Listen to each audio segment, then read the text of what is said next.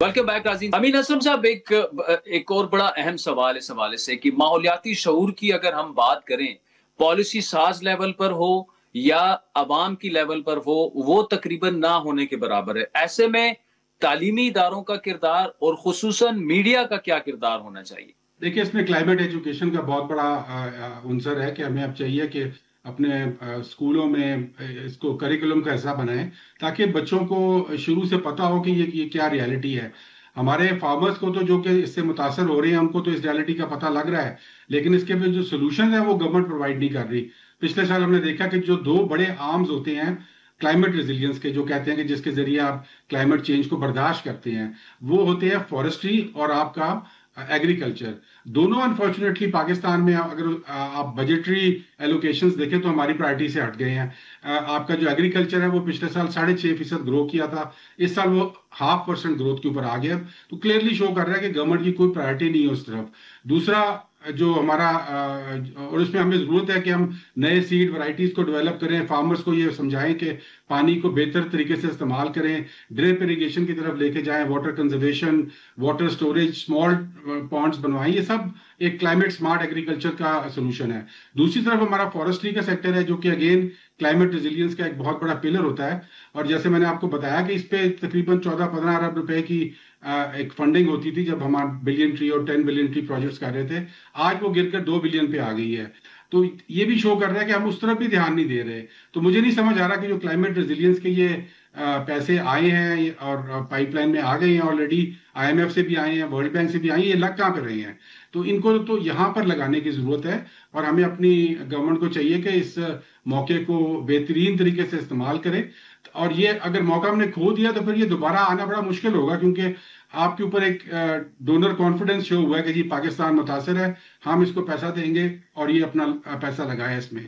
लेकिन उसमें उसको हमें मैच करना है अपने फंडिंग के साथ, क्योंकि जब तक हम अपनी जो क्लाइमेट प्रायोरिटी, क्लाइमेट चेंज को अपना मुल्क की प्रायोरिटी नहीं बनाएंगे, तो ये फंडिंग मोमेंटरी होगी और ये फिर अगले साल नहीं आएगी। तो इसलिए बड़ा जरूरी है कि हम अपनी प्रायोरिटाइजेशन को सही करें और उसके साथ साथ इन पैसों के लिए प्रॉपर प्रोजेक्ट्स बनाएं। क्लाइमेट स्मार्ट एग्रीकल्चर में क्रॉप इंश्योरेंस बहुत बड़ा एरिया है, जो कि क्लाइमेट चेंज के लिए जरूरी है कि जो हमारे फार्मर्स हैं उनको इंश्योरेंस प्रोवाइड की जाए। क्लाइमेट चेंज के हैजर्ड्स के खिलाफ दुनिया में किया जा रहा है ये।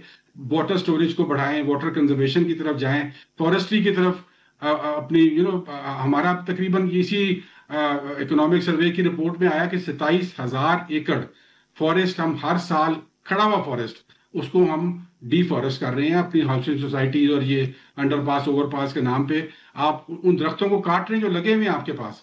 तो ये तो बिल्कुल आप एक सुइसाइडल मिशन पे हम लगते हैं। अगर क्लाइमेट चेंज का हमने प्रॉपरली इसको एड्रेस करना है तो हमें ये तमाम चीजों को रिवर्स करना पड़ेगा।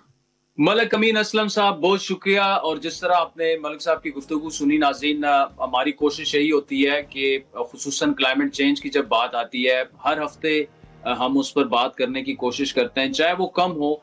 मीडिया के जरिए अवेयरनेस जो है वो फैलाना बहुत ज्यादा जरूरी है। हमने जिस तरह स्वात में देखा कि 200 फुट तक दरियाए स्वात जो है, दोनों जानिब आप कोई आबादी पर पाबंदी है, लेकिन वहां पर 30-30, 40-40 मंजिला होटल्स जो हैं वो बने हुए हैं और हर दूसरे साल फ्लैश फ्लड्स आके उन इमारतों को बहा के लेके चला जाता है। लेकिन आप 4-5 महीने बाद दोबारा जाएं तो वही इमारतें वहां पर खड़ी होती हैं। तो इनकी इजाजत कौन दे रहा है? हुकूमत कहाँ है? डिस्ट्रिक्ट एडमिनिस्ट्रेशन कहाँ है? और ये सिर्फ स्वाद की बात नहीं है।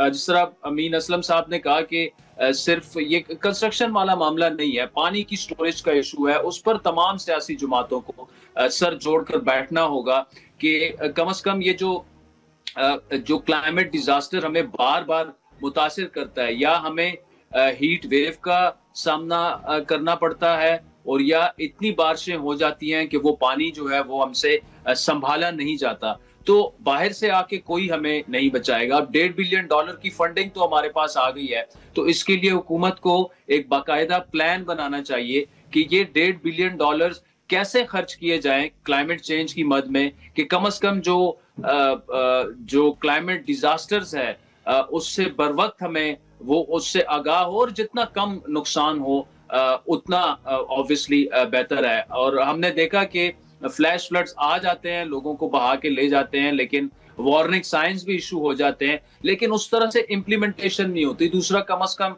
जो रेस्क्यू 1112 है उस पर भी सोचना चाहिए कि कितना उसको जदीद तर किया जा सकता है। तो आज के प्रोग्राम पर फीडबैक जरूर दीजिएगा। हमारा ट्विटर हैंडल है @आदिल शाहजेब। इजाजत दीजिए, खुदा हाफिज।